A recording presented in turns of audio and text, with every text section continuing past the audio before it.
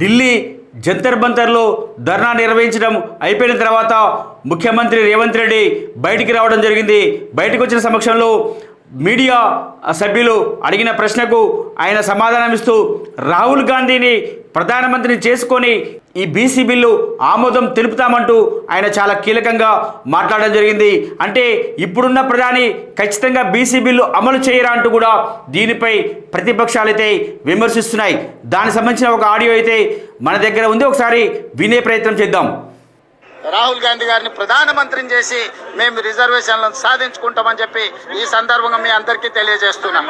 అంటే రాహుల్ గాంధీ గారిని ప్రధానమంత్రి చేసి బీసీ బిల్లు 42% రిజర్వేషన్ అమలు చేసుకుంటామని నిన్న రాష్ట్ర ముఖ్యమంత్రి రేవంత్ రెడ్డి అనడంతో అంటే ఇప్పట్లో బీసీ బిల్లు అనేది ఇక లేనట్లే అని బీసీ ప్రజలైతే భావిస్తున్నారు.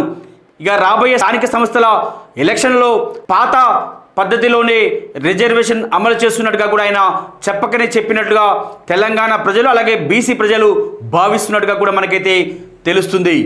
ఇది ఈరోజు డైనమిక్ న్యూస్ చూస్తున్న మిత్రులందరికీ ధన్యవాదాలు. మన ఛానల్ని సబ్స్క్రైబ్ చేసుకోండి, అలాగే లైక్ చేయండి, షేర్ చేయండి. ధన్యవాదాలు.